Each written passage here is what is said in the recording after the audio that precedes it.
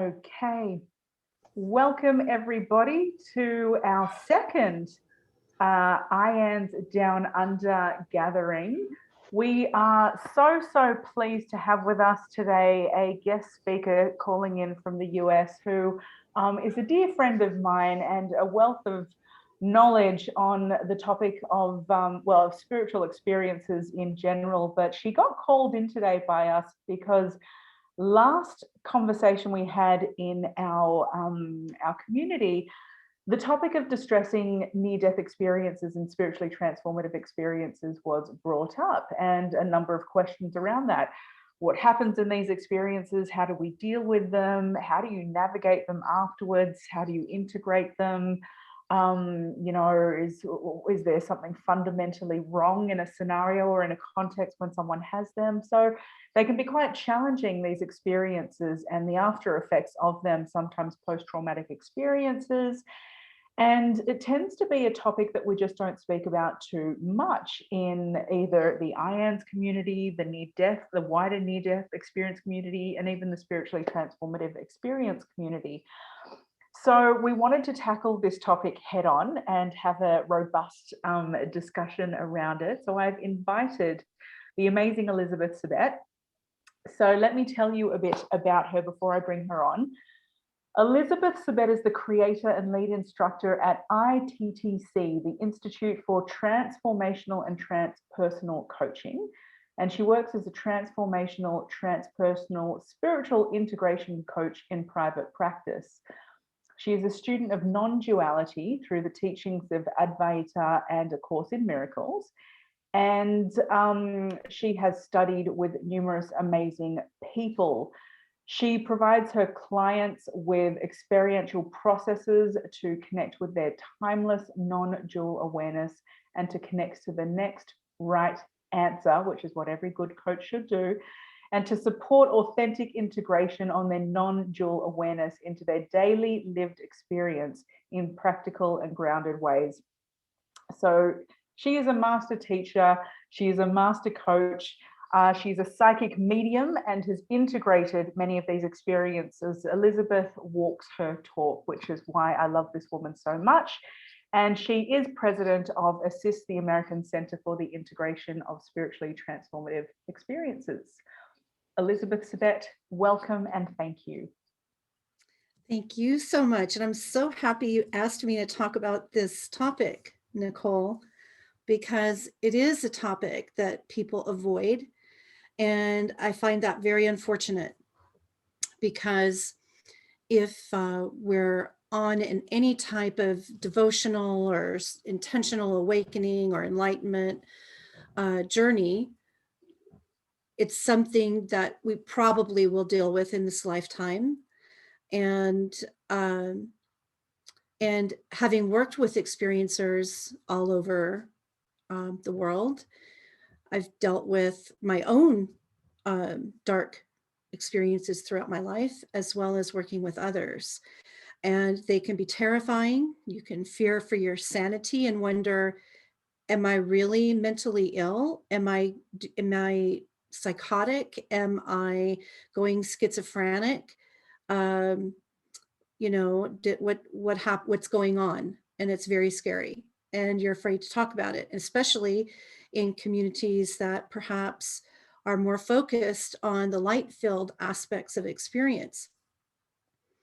I even had some shaming in my, higher spiritual communities, like, oh, you must not be doing your manifestation work right, or you must not be surrendering right, or, very innocent, well-meant responses, but not very helpful. So it is something that, so I'm just going to share with you a little bit about what I'm going to talk about before I go into the detail. So I'm going to talk about the potential reasons for a dark experience based on the theory that, we all have developmental tasks. Each stage of life, we have specific developmental tasks. And so from the preteen years to late adulthood, We all have tasks to master. And sometimes these dark STEs can come to wake us up to the fact that we have some developmental task that has been missed. And it will help us go pick that up. So I'm going to talk about STEs from the view of developmental tasks. I'm going to talk about them from the point of, what they are, how they can manifest. You also had asked some questions about how to integrate them, and we're going to talk about that, as well as how to deal with the distress that happens with them. I'm going to talk about several categories of types of experiences and talk about how to work with them depending on the category, depending on where you are in life. And then I'm going to talk about protection in case anybody has had to deal with dark entities or demonic or satanic forces. And then I'll share a few experiences of my own. And maybe even more once the camera is off. Because not everything is for, the multiverse of public opinion. So let's talk about dark, spiritually transformative, hopefully transformative experiences. So all dark experiences can become transformative, just like light-filled STEs. They all have the capacity to transform something within us, to lead us and guide us on our path and awaken us to what is the next step for us. I'd like to start with the preteen, teen type of experiences that we see typically in those years. And those are like poltergeists. Sometimes the younger people are more sensitive to the nonlinear realm around them. They haven't been quite desensitized, and that can actually happen from early childhood. So they could see, the poltergeist is like that troublesome spirit that hasn't transitioned from the earth plane yet, that is there to cause problems, and they love to scare.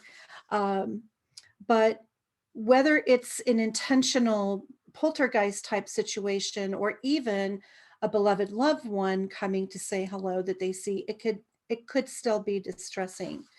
So it is a time, the teenage years especially. So in the teenage years, our energy field, in our preteen and our teenage years, our energy field is pretty, it's kind of jaggedy. They're rough years, they're rough developmental years.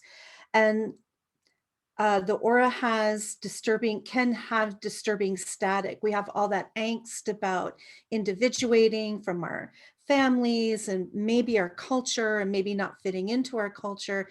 And that creates a type of frenetic energy that beings that have not transitioned and have troubled souls that haven't transitioned out of the earth plane, some of them love engaging with that energy. And so they can attract those types in those teen years. Now, I've found it interesting, both in my own experience and working with other people, that it's not uncommon for teenagers to be and young people to be in situations where they see the adults in their world not living right and hiding inappropriate behavior, acting one way in private, acting another way in public. And yet they've been taught to respect to their elders and not to speak against, people that are older than them, and to obey. And so they have a lot of fear around their own power. And so, their fear of speaking up, the fear of having the power of the known. And so sometimes that can attract, that fear of power can bring in that lower psychological experience, state of disempowerment. And that could also attract. So it may make them prey to beings that want to give them power, but give them dark power. And so they might be attracted to more of the occult and trying to find power and expression and agency through maybe a magic or occult or divination. And they open up to those realms without having any experience of how to shield, how to protect, and how to know what is light and what is dark. And that can happen a lot during the teenage years. So if you know of a young person that might be having these experiences or be having contact, it's really important that you be that person for them that's curious and interested and doesn't dismiss and doesn't judge, that, oh, they've gotten messed up in the wrong thing and they need to just leave it alone, because that never works. That just entices them to do it more. So you want to be that person that they are safe to talk to and that they can tell anything to, and that you can guide them to finding empowerment in ways that won't open them up. And if you're skilled in helping people get grounded and develop clear energy boundaries, they really, really, really need that guidance and support during those years. Now, in our 20s, when we finally have society's permission to begin individuating, like, people don't like us individuating too much in our teens. They really want us to, our families and our cultures at large want us to keep us in a certain kind of box in our teens to keep us safe. But finally in our 20s, we start breaking out of that a little bit, and we have more permission to individuate and experience our own individuality. And so if there's a lot of fear about that, if someone's holding a lot of fear about expressing their individuality, or they get resistance or rejection from it, that can create trauma. And in that rejection, especially if somebody's very spiritually open and very sensitive and having these types of experiences and open anyway, if there's a lot of what happens with that resistance of accepting our individuality, accepting our gifting, people who are spiritually attuned and have spiritual gifts in their early 20s that reject them can start to experience these darker experiences as well. It's one way that the resistance to accepting and embracing and maturing our ability to be with our spiritual gifts can manifest in these dark experiences. So the developmental task of our 20s is to, again, express that individuality, but also to put the things of our youth away. So for people that have had light-filled, magical, mystical experiences as children or teens, if they're resisting adulting, if they're resisting their responsibilities in adulthood, they may have some dark spiritual experiences to come and help them master both the light and the dark in preparation. And that's kind of an initiatory experience at that point to help us master all of the difficulties and the challenges and potential disappointments of adulthood. So if we're having dark spiritual experiences in our 20s, then what I like to take a look at is what gifting did you have perhaps as a child? What light experiences did you have as a child? How are these experiences, your gifting, your awareness, your spiritual abilities ramping up right now? And how is that difficult for you? What about that scares you? So we want to look at the context. So regardless of the age or potential developmental work or opportunity for us, we want to take a look and see more of the context of the experience. Because when these dark-filled STEs happen, it is all about content. the content of the experience, and the fear about what might be happening around it or what that means. But I find that when we look at the broader context that the individual is living in, the experience of being themselves, the full experience of them being themselves, we can find where maybe there is some what I call static in their field, where this may be an initiation experience to help them embrace their gifting and to find a teacher or a guide, someone that can see what is happening with them and maybe to help them develop their gifts and master their gifts, develop their spiritual strength, strengthening their mind, their will, and their emotions, so that, and help them stay in their body so that they can really develop those skills in the way that they were meant to develop for them at that point in their life. When that assistance is not given, it's easy to fall into what might look like on the outside as psychopathology. It might look like from the outside that this person has lost touch with reality and had a reality break, when in the big R reality is that their reality, their awareness is in the process of expansion, and they don't have anybody to help them be with the wholeness of all of that and to find out how to fit that in. So when people in their 20s have dark-filled STEs, I found that many of these people are mediums, psychics, healers. They're the shamans, and they're the wise people. That is the one that will grow up to be the wise one in the community if they have support.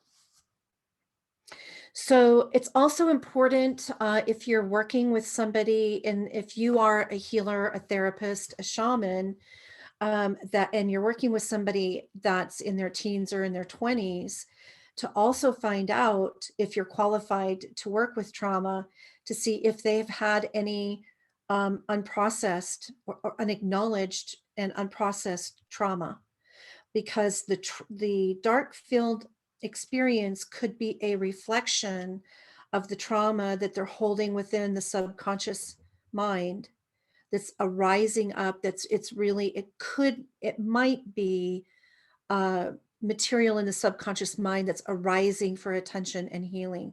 So we always want to just touch on and see if there is any trauma that is asking for attention. And I look at that with anybody of any age, but if you can catch it when somebody's in their teens, their 20s, and in their 30s, that next, our midlife, if we move on to midlife, the developmental task of our midlife is to check in with ourselves and see, how's our life going? Are we happy with what we've created so far? Are we fulfilled? Are we going in the direction that's right for us, or are we not? So that psycho-spiritual developmental opportunity to check in and to see where we are is sometimes the reason for a dark-filled STE. Again, so the subconscious mind holds a lot of our soul captive that we can't be with. So our soul is comprised of our mind, our will, and our emotions. And so sometimes we're just very busy trying to survive on planet Earth, trying to be in a relationship and raise a family and have a career.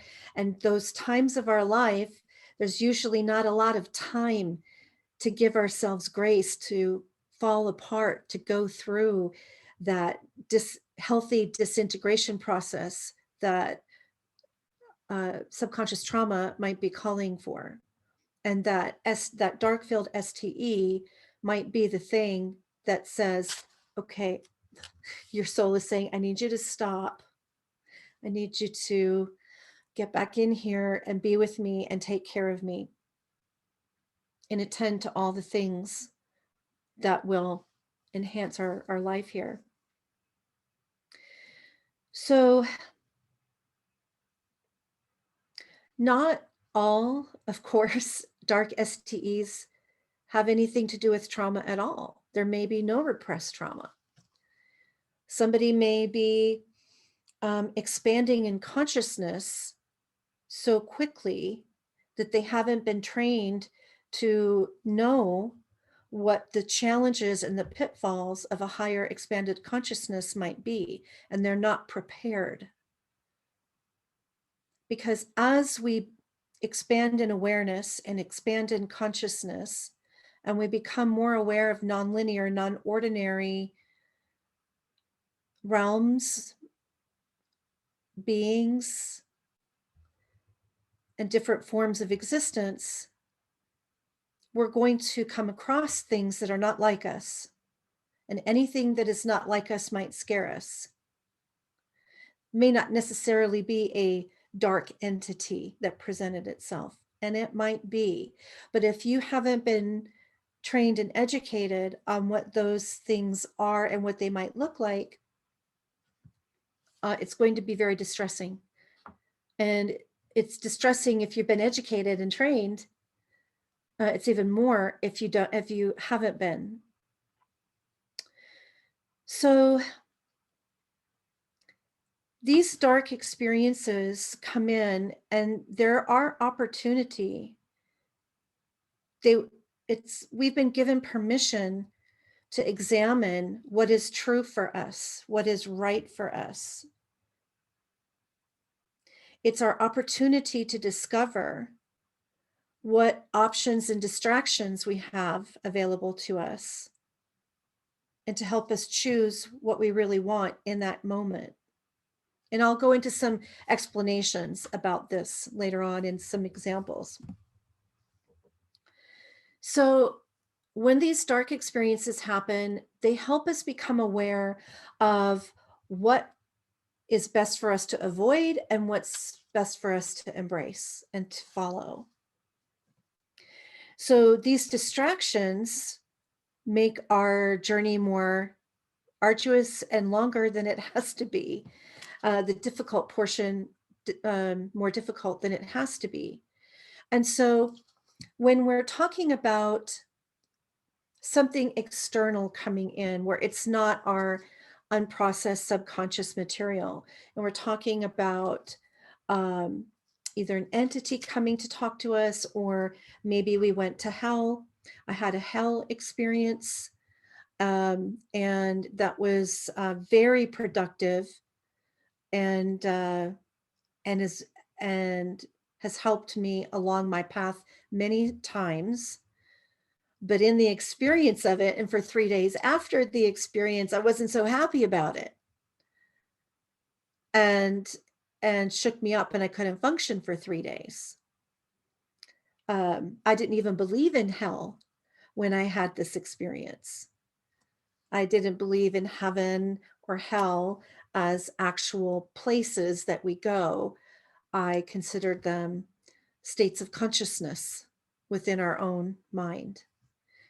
So when I found myself in a place of hell, I laughed because, it was just so bizarre and amazing that when you come across something that you don't even believe in, it's a real game changer.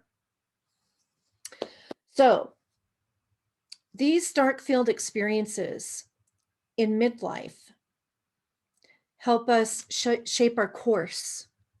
They help us decide who we are and help us take a look at maybe where our personal integrity needs to be shored up a bit, or where our attention may have been off and unhelpful. So in our later years, typically in most cultures, in our later elderly years, we focus on preparing for that transition from the physical to the non-physical. It becomes more of a eminent awareness that, we don't know how many days we have left, where even in our 40s and 50s, we're still thinking about, maybe how we're going to spend our retirement, where we're going to live in retirement, or do we have enough money for retirement? But in the later years, typically that's what we're focusing on. And in the tasks in that time of life are usually about surrendering our material goods to other people, giving things away to our children or our grandchildren or to society, or using our wealth or our material good for the benefit of others. And we start becoming more altruistic.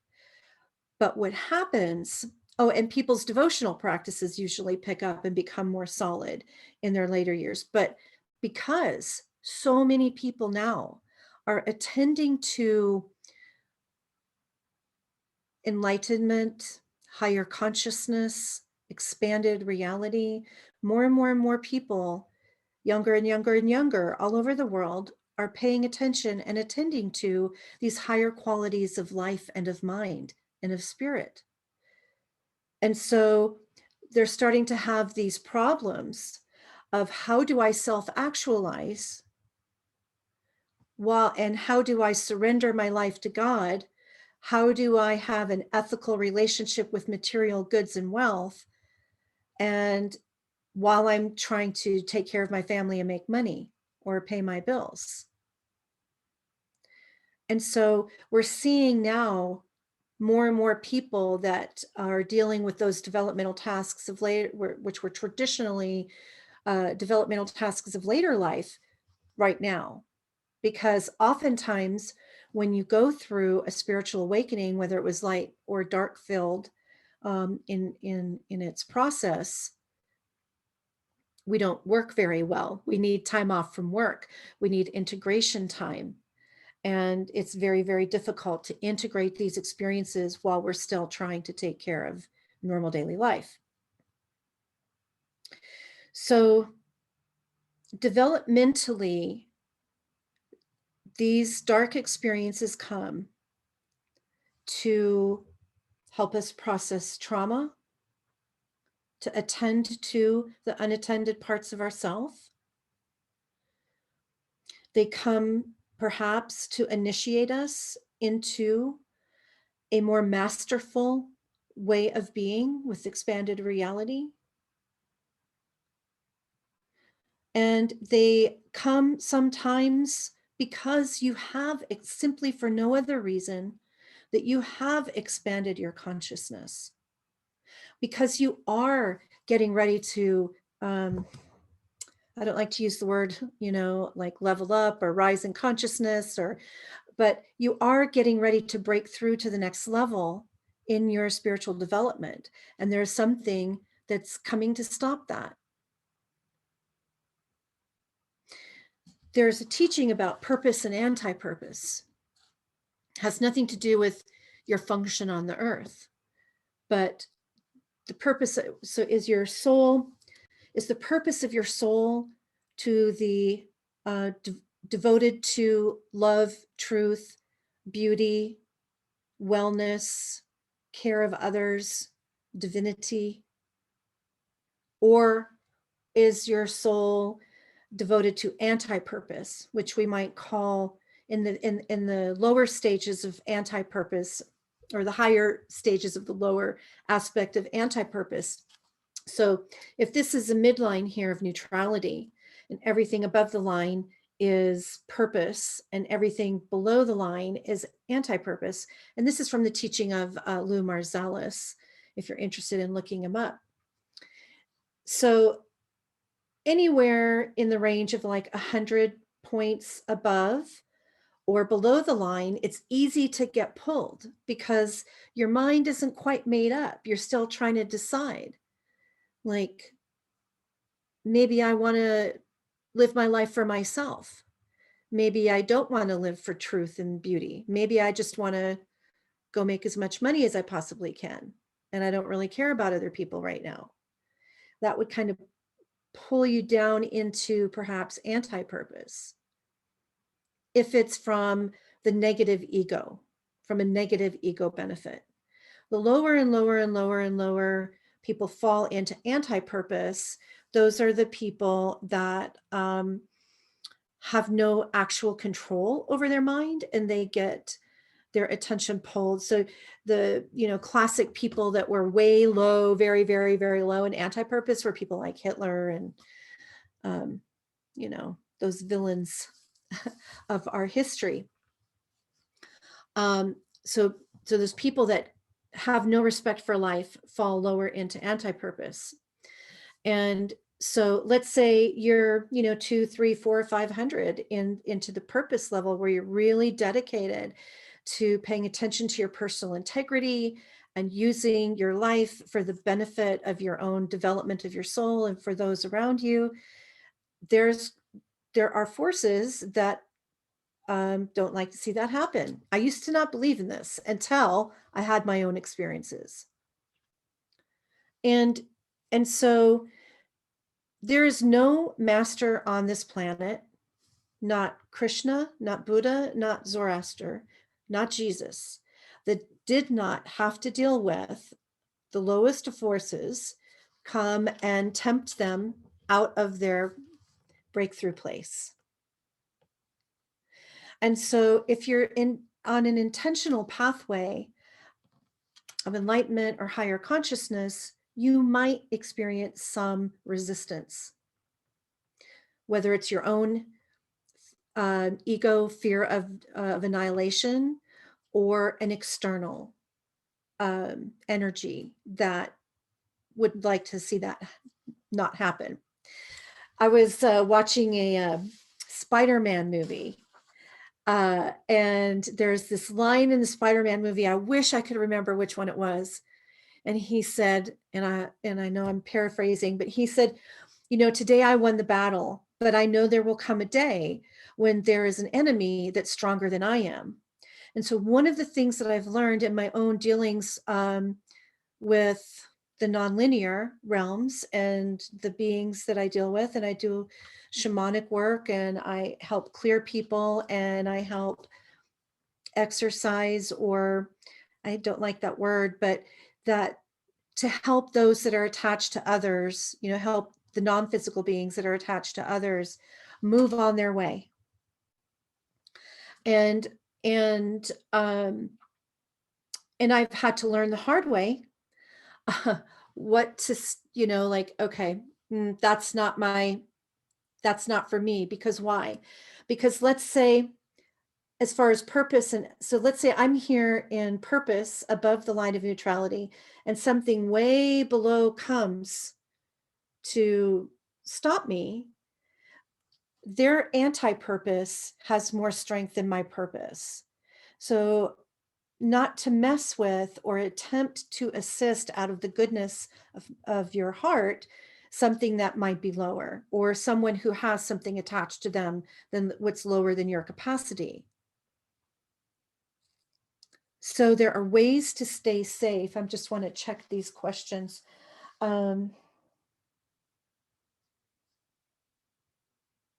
So I want to touch on integration for just a minute.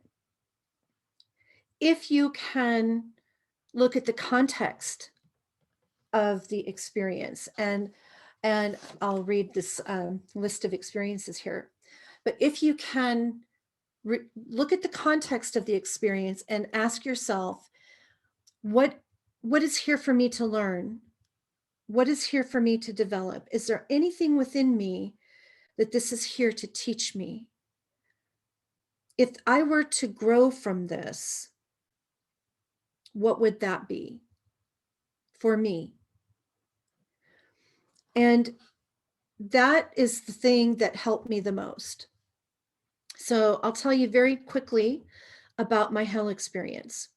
So there was a time in my life when I used to get pulled out of my body and taken someplace to go help somebody make their transition.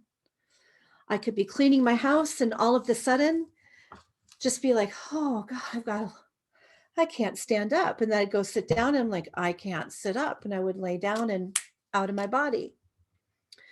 And one day, oh, well, we are still recording. That's okay. I'll just put it on the recording. But so one day I was called out of my body and I found myself in a hospital room up in the corner. I was up in the corner of a hospital room in my etheric body. And I looked at the person in the bed and I was like, nope, not this person. And I literally flew through the walls and went into the next room. Nope, not this person. And into the next room. And that was the right person. And this was a man who was dying by himself. And he was taught that people like him would go to hell. Bad people like him would go to hell when they died. And he was extremely angry and bitter, and he was dying alone. And he was thinking in his head, GD, cussing all sorts of cuss words. I never had a fucking break in my life. Nobody ever gave a shit about me. And now I got to go to hell. And the next thing I know, that's the last thing I remember. And then the next thing I know, I am standing in my etheric body in hell. And it was probably like, maybe some of the upper regions of hell. And I'm like, oh my God, I couldn't even turn my head. Just looking in the periphery and looking before me was really scary. And the people couldn't, it wasn't like the movies where they're like raising their arms and pulling at you. They didn't even have the energy to do that. And for the first time, I really experienced what it was like to experience eternal condemnation. They believed, and so many souls, God knows, you can't even count. And they really believed that they had to be there for eternity and to experience this condemnation. They did not have the energy to even ask for help. And I'm like standing there like, no, you all have been lied to. This is a lie. You've believed a lie. Like, God did not put you here. Your belief put you here. Like, no. And I started getting sucked in and down like quicksand, and I couldn't get out. And I called to God and I said, God, I know you don't want me here, but I can't get out by myself. You got to help me. And like that, I'm out and sitting on my couch again. And as you can imagine, I was pretty non-functional, and none of this made any sense to me. And I was like, what happened to the guy? Like, did he get stuck there? Like, did I leave him there? Like, oh my God, I effed up so bad for God, and I couldn't get out and needed help to get out. I took my Course in Miracles book. I went to my favorite coffee shop because this happened pretty early in the morning. And I sat there till they closed, reading, trying to find something that I could relate to. And so for 3 days, I got up in the morning, took my Course in Miracles book, and went to the coffee shop and read. And the third day, this woman comes up to me. She's tattooed, like all over and pierced everywhere. She walks by me and she said, you look like you could use a friend to talk to. Like, hadn't had a shower in 3 days. God knows if I comb my hair, I was not okay. And I thought, oh my God. And I said, it's okay. You wouldn't believe me. She said, no. She said, do you know Bill and Bob? Which is like code for anybody in the 12-step program. Bill and Bob were the doctors that started the 12-step program for AA and NA. And I knew what she was talking about, but I couldn't get it out. Like, I just said, yeah, I know what you're talking about. And she said, and she sat down and she said, well, why don't you tell me what's going on? I said, you're not going to believe me. She says, why don't you just try me? So I tell her this experience and she gets really excited. The owner of the coffee shop is Buddhist, and Buddhist for decades. And she says, hey, Tess, come over here. And she said, tell Tess, tell Tess. And I thought, these people are crazier than I am. And Tess said, when I told her what it was, she said, oh, how sweet. You went to a hell realm. You know, the Buddha says that if you find yourself in a hell realm, you're there to mine jewels. And that was my first experience of, even though I've had dark experiences before, that was the doozy that sent me, you know, to the coffee shop and not taking a shower for 3 days.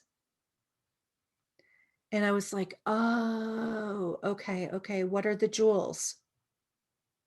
And in my own way and in my own time, I found them. But the growth and the development that came out of that inquiry about what I discovered and how I applied that information has helped me be very, very strong and helped me recognize when I'm putting myself in hell. So I'm going to read a list of these types of experiences, and then I'll open it up for Q&A. Nicole, I apologize. I don't even know how long I've been talking. Yeah, no, it's wonderful. So we're running short on time, Elizabeth, but read through the list. I have some very brief questions. Maybe I can just shoot them to you now and it'll stew as you read the list as well. So one of them in our chat, and it was when you were talking about the teenagers and their experiences, the question was, is this research-based? Another question was around NDEs, because of course we're in the IANS community. So how much of this broader STE conversation relates back into NDEs? Yeah, especially the hell experiences. So I've talked to some NDEers who did not have a light-filled NDE, and they had a dark-filled NDE, where one person saw his parents in a ring of fire saying, go back, and they were atheist, and he, you know, and of course he was traumatized, right? Like, what, my parents are in hell? Like, how do I get my parents out of hell? And he had to work with prayer to find peace about that. And so oftentimes, you know, if we have an NDE and it was dark filled, I would ask the question as to, again, what is the context and what is there to learn? What part of the self has not been loved into wholeness yet? Because I find that usually self-love is the strongest message from those dark-filled NDEs, is that love is not yet full enough to include yourself and to forgive yourself. So forgiveness work is a main part of integrating STEs as well, a dark STE or NDE.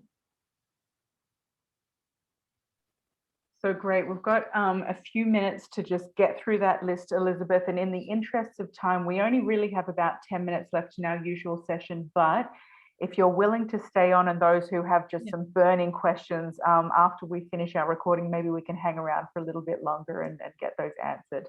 Sure. So I'll just go through them very quick, and I'll stay for as long as you want me to. So of course, the dark NDE, where there's either an experience of some type of a hell realm or an experience of suffering, and not just your own suffering, but the suffering of others. The ego death and the dark night of the soul is also considered a dark spiritual experience. The awakening of the Kundalini can be dark and painful as well. A lot of people have a light-filled Kundalini awakening, but there are people who experience a loss of identity during the Kundalini that they find very distressing. Shamanic crisis, where you find yourself in the underworld. Like my experience was a shamanic crisis. My hell experience was an example of a shamanic crisis. Even episodes of unitive states of consciousness experiences, where you experience one with everything, can sometimes be dark, because sometimes people connect with the totality of all human suffering instead of the beauty of the connection of us all. Past life experiences can create dark STEs. You might relive a painful death or a trauma. And then possession states or attempted possession, where something is attempting to possess you.